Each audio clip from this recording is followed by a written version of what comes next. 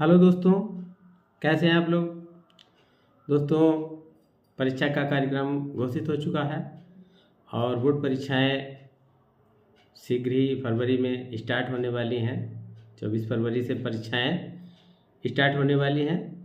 तो आज का दोस्तों हमारा विषय है कि अपनी हम स्टडी में इम्प्रूवमेंट कैसे करें, how to improve your study. तो इसके लिए हमें क्या प्लानिंग करनी है, कैसे हम अपनी स्टडी करें जिससे हम ज़्यादा से ज़्यादा अपना कोर्स को कवर कर सकें और ज़्यादा से ज़्यादा परीक्षा में अच्छे मार्क्स हम ला सकें।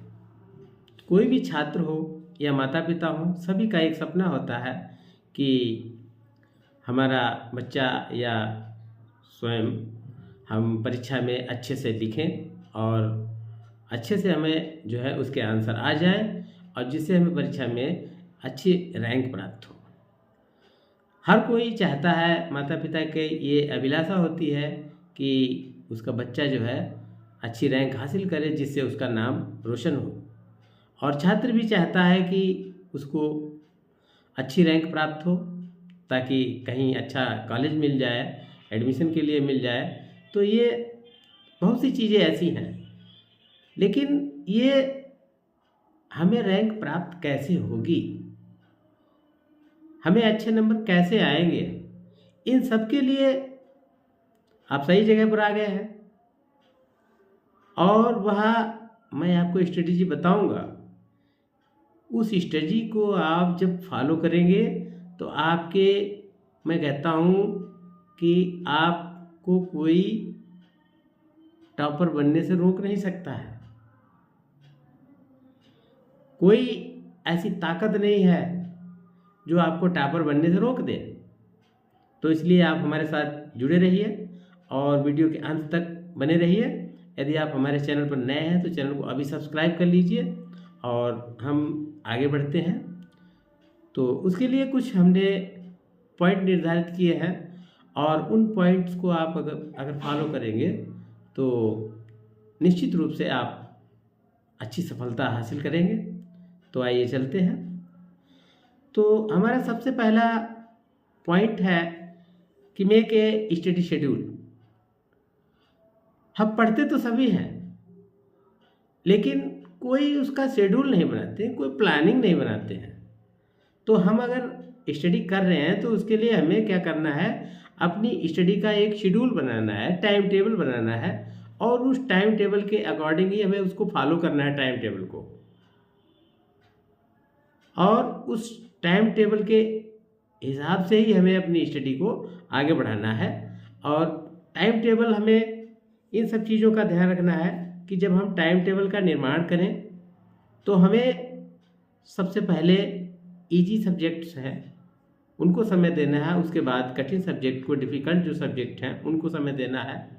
और हमें टाइम टेबल का ये भी हमें ध्यान रखना है, टाइम टेबल में हमें कब स्टडी करनी है, कब हमें उसका रिवीजन करना है, किस टॉपिक को हमें कितना समय देना है, किस टॉपिक को कितना समय कम देना है, किसको ज़्यादा देना है, ये हमें सब निर्धारित कर लेना है पहले से ही। तो जो हमारा सब्जेक्ट कठिन है तो उसके लिए हम ज़्यादा समय देंगे और जो सब्जेक्ट सरल है तो उसको हम कम समय देंगे। तो इस प्रकार से हम टाइम का जो है विभाजन कर लेंगे। अगर हम शाम को पढ़ रहे हैं तो सुबह हम याद करें, रिवीजन करें। तो इससे क्या है, हमें जो हम पढ़ रहे हैं तो उसको एक बार हम रिवीजन जरूर करें, रिवीजन के लिए टाइम हम जरूर निकालें। तो इस प्रकार से हमें क्या करना है, एक टाइम का हमें शेड्यूल बना लेना, प्लानिंग बना लेनी है। अब उसके बाद आता है कि टाइम हमने बना लिया, स्टडी भी कर रहे हैं, लेकिन फिर भी हम कुछ कमी रह जाती है।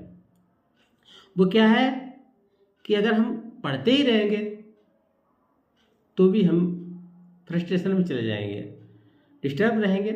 तो हमें क्या करना है, दूसरा पॉइंट है बैलेंस लाइफ। हमें अपने जीवन को भी बैलेंस में रखना है। हमारा जो सोशल लाइफ है उसको बैलेंस में रखना है और हमें अपने परिवार के साथ, भाई बहन, माता पिता, इनके साथ हमें कन्वर्सेशन करना है और उनसे बातचीत करनी है, रिफ्रेशमेंट होता रहेगा उससे। तो ये आया है हमारा दूसरा पॉइंट। तीसरा पॉइंट है कि ब्रेक लेना ज़रूरी है। आप अपनी स्टडी के बीच में अपना ब्रेक एक जरूर रखिए। मोस्टली क्या करते हैं कि पढ़ते हैं तो पढ़ते ही रहते 2-2 4-4 घंटे पढ़ते रहेंगे, तो उससे क्या होगा, एक पढ़ने के बाद हमारा जो मस्तिष्क है थक जाएगा और वो बढ़िया से लर्निंग उसकी भी नहीं हो पाएगी। जब बढ़िया से लर्निंग नहीं होगी तो हम एक समय के बाद उसमें हमारी रुचि कम हो जाएगी। तो इसलिए क्या करना है, हमें स्टडी के बीच में ब्रेक ज़रूर लेना है। और मोस्टली क्या करते हैं, 45 मिनट के बाद हमें ब्रेक लेना है। जब हम 45 मिनट के बाद ब्रेक लेंगे तो हमारा जो माइंड है उसको रेस्ट मिल जाएगा, और रेस्ट मिलने से वो कुछ नया सीखने के लिए तैयार हो जाएगा, और हमें फिर नए सिरे से हमें नई ऊर्जा के साथ हम फिर पढ़ने लगेंगे और हम अपनी स्टडी को फिर आगे बढ़ा सकते हैं। चाहे तो आप 25 मिनट के बाद ब्रेक ले सकते हैं, या चाहे 45 मिनट के बाद। ये आपके जैसी आपके बॉडी की कैपेसिटी है, आपकी पढ़ने की स्टडी करने की जैसी कैपेसिटी है आपकी, उस कैपेसिटी के आधार पर आप कर सकते हैं। उसके बाद आता है सेटअप क्वाइट स्टडी स्पेस। हमें क्या करना है, जो अपना स्टडी का स्पेस है जहाँ पर हम अपना पढ़ाई जारी कर रहे हैं, तो हमें उस जो स्पेस है ऐसा स्पेस चुनना है जहाँ पर कोई शोर शराबा ना हो, कोई ट्रैफिक की आवाज़ ना आती हो। ऐसे स्थान पर हमें स्टडी का अपना प्लेस को चॉइस करनी है और वहाँ पर पर्याप्त मात्रा में रोशनी की व्यवस्था हो। इन सब चीज़ों का हमें ध्यान रखना चाहिए। और वेंटिलेशन तो अच्छा होना ही चाहिए।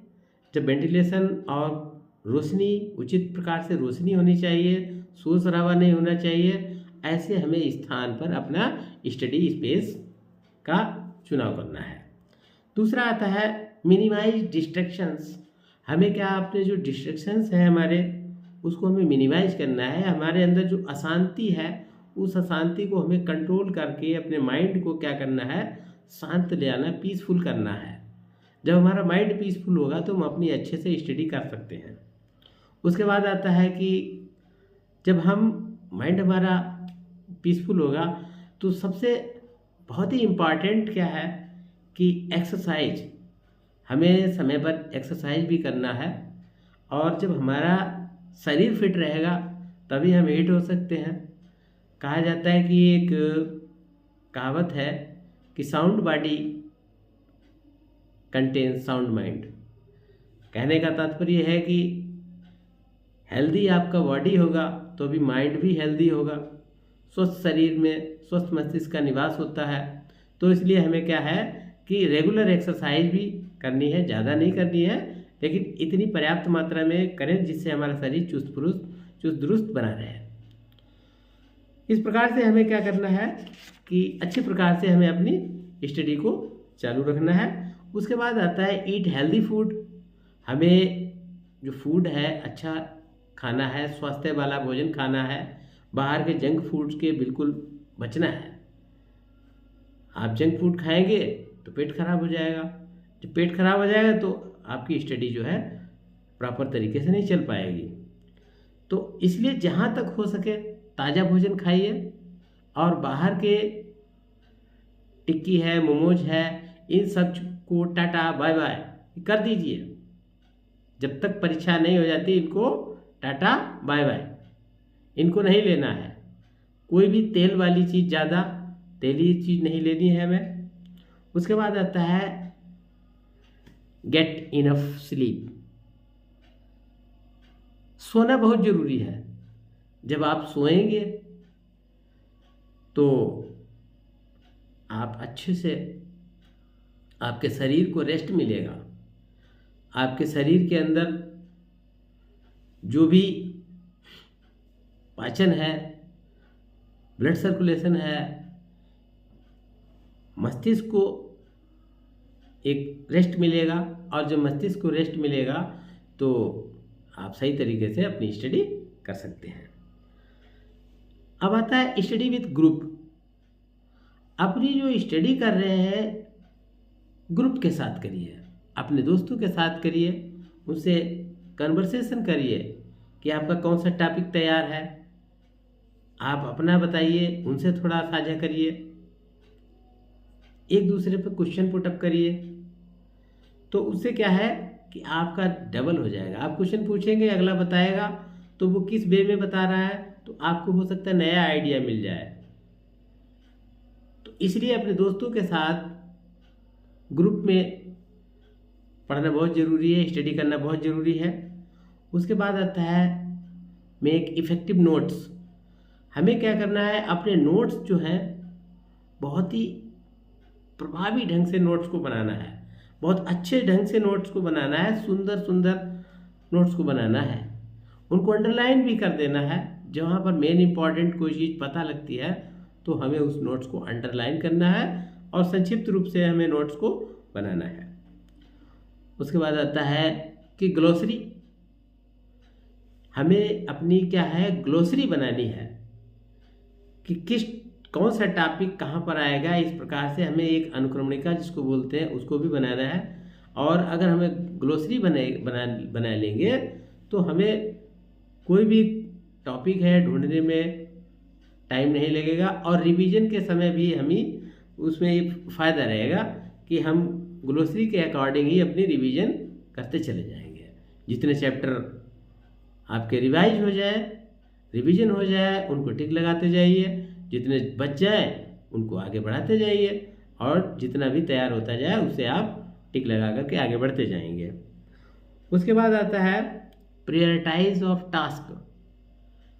प्रायोरिटाइज ऑफ टास्क का मीन्स ये है कि आपका जो टॉपिक कठिन लगे या जिसमें आपको डिफ़िकल्टी मालूम चले, तो उसको हमें क्या करना है, ज़्यादा टाइम देना है। उसके लिए हमें समय थोड़ा ज़्यादा देना पड़ेगा, और हम अपने हिसाब से जो टॉपिक हैं उनको प्रायोरिटाइज कर लें कि हमें कौन सा चैप्टर किस समय पढ़ना है और कितने समय उसको पढ़ना है। चैप्टर वाइज हम उसका टाइम टेबल के हिसाब से उसका बना लेंगे, और सब्जेक्ट को भी उसी हिसाब से हम प्रायोरिटाइज कर लेंगे कि कौन सा सब्जेक्ट हमें किस समय पढ़ना है और कितनी देर पढ़ना है। सरल सब्जेक्ट को हमें कम समय देना है, और जो कठिन सब्जेक्ट है उसको हमें ज़्यादा समय देना है, और उस पर हमें ध्यान भी ज़्यादा देना है। ये हम अपना आकलन करेंगे, मूल्यांकन करेंगे कि हमें कौन से सब्जेक्ट हमारा कम तैयार है और कौन सा हमारा सब्जेक्ट तैयार अच्छे से हो गया है। इस प्रकार से हम प्राथमिकता के आधार पर हम अपनी स्टडी को चालू रखेंगे। उसके बाद आस्क क्वेश्चंस। अपने से स्वयं से क्वेश्चंस पूछिए कि हमारा कौन सा चैप्टर जो है नहीं तैयार है, या हमें इसमें अभी कितना और तैयार करना है। इस प्रकार से आप क्वेश्चन जब करेंगे तो आपको स्वयं पता लग जाएगा कि आपकी तैयारी कितनी है। उसके बाद आता है सेट अचीवेबल गोल्स। आप गोल्स निर्धारित करिए, छोटे छोटे गोल निर्धारित करिए। साप्ताहिक गोल है, पर डे का गोल है। इस प्रकार से आप पर डे का गोल ले लीजिए। मान लिया आपने एक चैप्टर के लिए लक्ष्य निर्धारित कर लिया कि हमें आज पे ये चैप्टर जो है कंप्लीट करना है, और आप छोटा गोल लीजिए। अगर पूरा चैप्टर नहीं ले पा रहे हैं तो वो उसके कुछ टॉपिक्स का गोल के रूप में निर्धारित कर लीजिए। जब आप टॉपिक्स के रूप में गोल को निर्धारित करेंगे तो इस प्रकार से जब वो गोल प्राप्त हो जाए तो आगे उसके लिए और दूसरा गोल तैयार कर लीजिए, गोल निर्धारित कर लीजिए। इस प्रकार से सारे गोल जो है आप निर्धारित कर लीजिए कि हमें सप्ताह में कितना कोर्स कर लेना है, 15 दिन में कितना कोर्स कर लेना है। पर डे का अलग गोल करिए, सप्ताह के अलग गोल करिए, और महीने के गोल अलग करिए। फिर उसके बाद आता है हमें रिवाइज का जो हमें गोल तैयार करना है कि हमें किस समय कितना रिवाइज कर लेना है, और इस प्रकार से हम क्या है गोल को निर्धारित कर लेंगे और अपनी सफलता के लिए हम आगे बढ़ते चले जाएंगे। उसके बाद आता है कि डिस्टेंस ऑफ सोशल मीडिया। जिस समय अब ये जो समय आ गया है, परीक्षा बहुत निकट है, तो आप सोशल मीडिया को एकदम बाय बाय कर दीजिए। सोशल मीडिया से हमारा तात्पर्य है व्हाट्सएप है, फेसबुक है, ट्विटर है, इंस्टाग्राम है। तो ये ऐसे सोशल मीडिया प्लेटफॉर्म है, इन पे आप घंटों बैठे रहेंगे, पता ही नहीं लगेगा और आपका टाइम यूं ही बर्बाद हो जाएगा। तो जहाँ तक आप सोशल मीडिया को एकदम बाय कर दीजिए। जब आप सोशल मीडिया को बाय कर देंगे तो आपके पास आपके स्टडी के लिए पर्याप्त रूप से टाइम बचेगा, और जब आपके पास टाइम बचेगा तो आप अपनी स्टडी करेंगे ही। निश्चित रूप से मैं इस दावे के साथ कह सकता हूँ कि आप अगर इन जो रूल्स हैं, स्ट्रेटजी जो मैंने आपको बताई है, इसका आप अगर ईमानदारी से पालन करेंगे तो जंग जीत जरूर लेंगे। आप वो मुकाम को हासिल जरूर कर लेंगे। पहले आप लक्ष्य को निर्धारित करिए कि हमें ये लक्ष्य प्राप्त करना है, हमें ये मेरिट लानी है, ये टॉपर में हमें बनना है। तो जब आप टॉपर में बनने का लक्ष्य निर्धारित कर लिया, गोल निर्धारित कर लिया, तो गोल तक आप पहुंच जाएंगे। बस आपको इरादा रखना है, और जब किसी चीज़ के लिए आप इरादा कर लेंगे तो 100% आपको मिलेगी। तो दोस्तों, नेक्स्ट वीडियो में फिर मिलते हैं, तब तक के लिए जय हिंद।